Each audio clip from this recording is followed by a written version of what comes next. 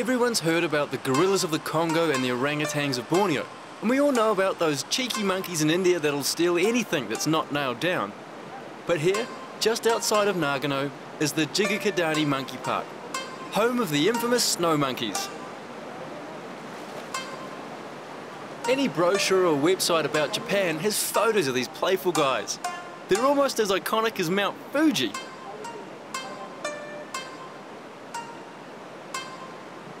In a country where space is at a premium, it's good to see that right next door to a major city, a huge park like this exists. But that's how significant these monkeys are. They even get food delivered to them and a private hot tub. Next thing you know, there's going to be a masseuse up here. These guys are so cute. They're called Japanese macaques. There's around 200 of them in the area. And they come here for the hot pools, or as the Japanese call it, onsen, which, as far as I can tell, they use it pretty much the same way. They bathe, they keep warm, and pretty much just hang out. Now, they're really social creatures. They're always interacting, grooming each other, and there's a real hierarchy. When one of the big ones wants to get in the pool, he just jumps in and pushes all the other ones out of the way, and if they don't get out of the way, they get a bit of a whack. This mountainous part of Japan is at 850 meters of elevation. It's a harsh environment where snow covers the ground for a third of the year. The monkeys spend the majority of their time in the forest that surrounds, feeding on things like seeds, berries and roots.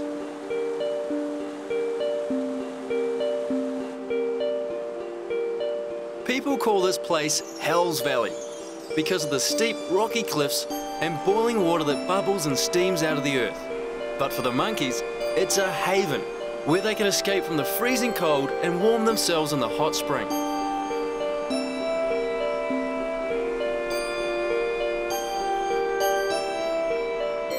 Sitting in the water is a very human-like behaviour, and when you spend some time watching the monkeys while they're feeding and playing, you can see so many other similarities between us and them.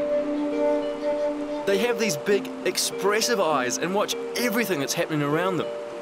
You can almost see them thinking, and I couldn't help but wonder what was going through their minds.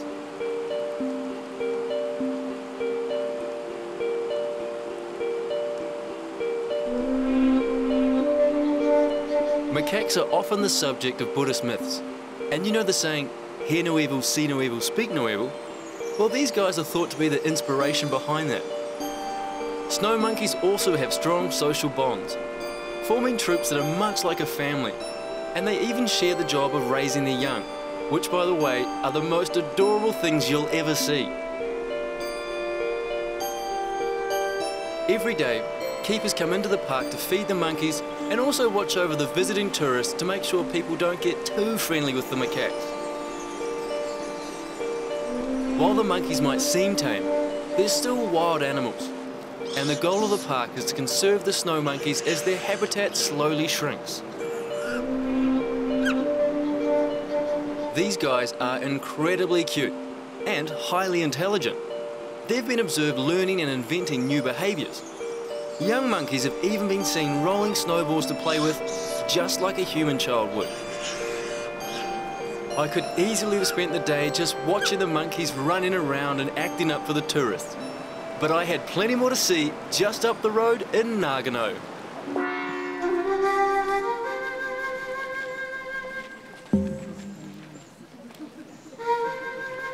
This is the Zenkoji Temple in Nagano City.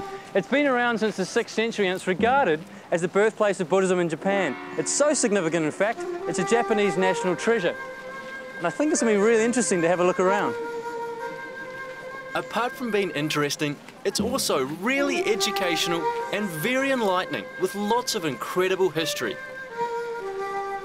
To begin with, there's the first of the two impressive entrances that you pass through on your way to the temple. The gate features ornate architecture, typical of Japanese temples, and flanking it are the two massive Diva Guardians. They're supposed to protect the compound from enemies of Buddhism, and with faces like that, I reckon they'd keep any unwanted visitor at bay.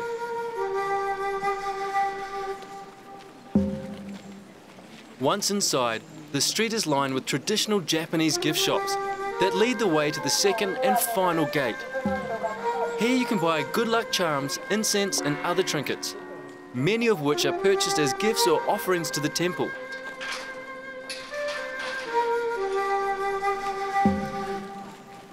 I've been told that within the temple walls there's a hidden figure of Buddha, which is said to be the first Buddha statue to ever be brought into Japan.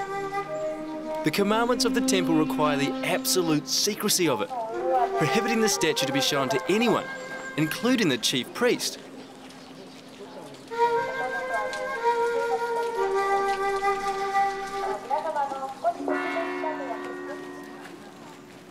One of the beautiful things about Zenkoji is that its deity is believed to work for the salvation of all people, regardless of religious sect.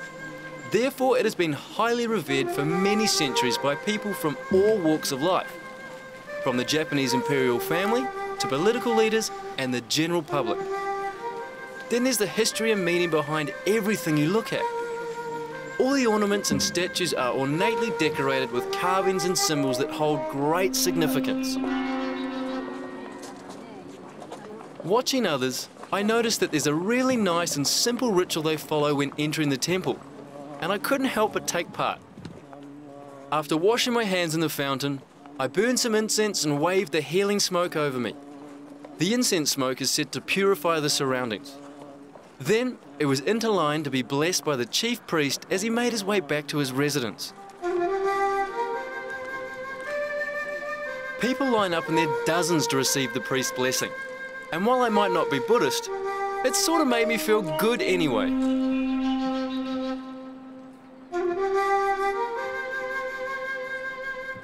The incredible history, striking architecture, and cultural significance of Zenkoji Temple makes it a very moving place to be. Putting aside religion, I would urge anyone visiting this wonderful part of Japan to take the time to explore it and embrace the Buddhist values, even if it's just for a few hours.